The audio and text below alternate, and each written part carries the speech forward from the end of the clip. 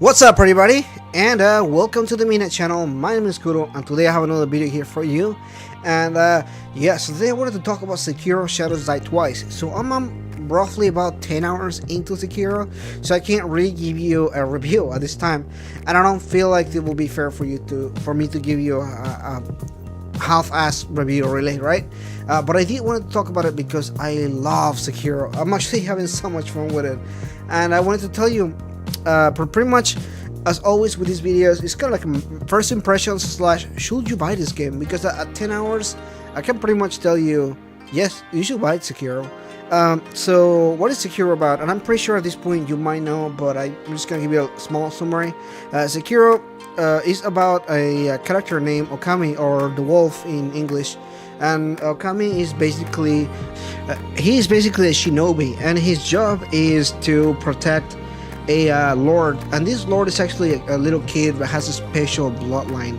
So his lord actually gets kidnapped. He loses an arm, and he just has to go there and find his lord. And this game is really interesting because if you played anything from the makers of Sekiro, you know that they don't really do storytelling the same way most people do. For example, Dark Souls or Bloodborne, it's more about exploring the place, and you find clues about what happened and everything. No, this is straight up just a story. You know, like you start the game, you start the game right away, and it jumps you right into the story. There's beautiful cutscenes, and the cutscenes are so well rendered and so beautiful, so well done. I really like how it looks, how it plays, and everything.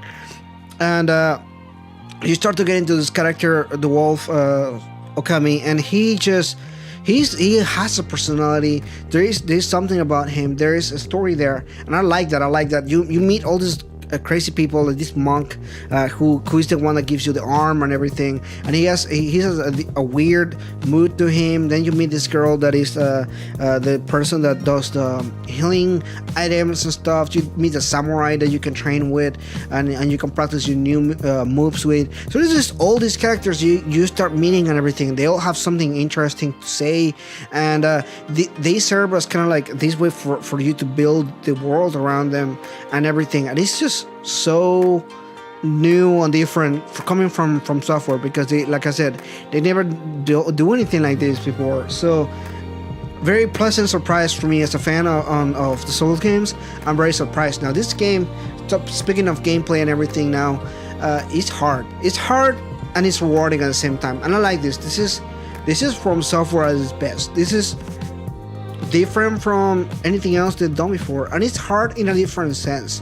The skill that it takes to get good is different. It's just not a specific type of gameplay. Everything plays different. The enemies play different. There are so many different enemy varieties, and they all do different kind of stabs and slashes, and you can defend and attack differently depending on these characters. I was speaking to one of my good friends, and he was telling me, and I agree with him, and I'm gonna borrow his phrase here. Each boss is basically a puzzle itself. The way that you can defeat the boss, it all depends on how you treat the boss depending on the situation, and every single one of them is just so different. And you know what, whenever I was doing my first couple hours, I was like, you know what, every time that I die, I know why I died. You know, like, I know when I messed up, I know what I did wrong, and I can do better from that. And you move from that, and you learn from that, and it's fun, it's exciting, it's different, and I like that. I like different, I like new.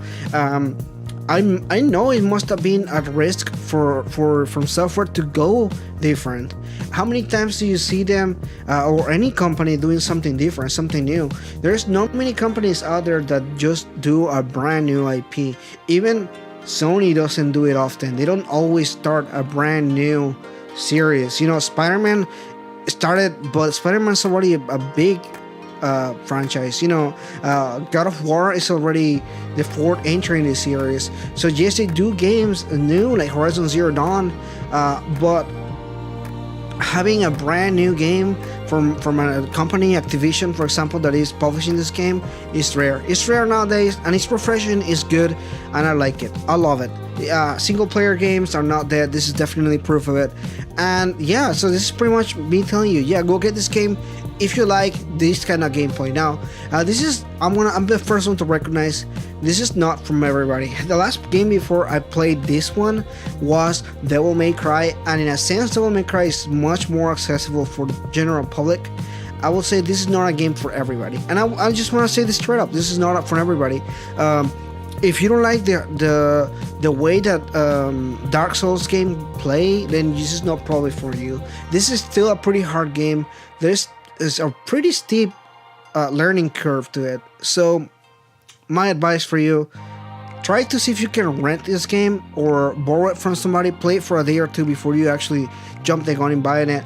This is definitely not for everybody, but if you like hack and slash games, if you like action adventure kind of games, if you like samurai and Asian style games, Japan games, that kind of stuff, you should definitely check it out. It's a really good adventure. It's a really good game, and I'm enjoying it so far. But yeah, let me know what you think in the comments below. Have you played this game? Are you looking into it? Are you excited about it? Let me know. And thanks so much for watching this video here. If you're new, consider liking or subscribing, and I'll see you next time.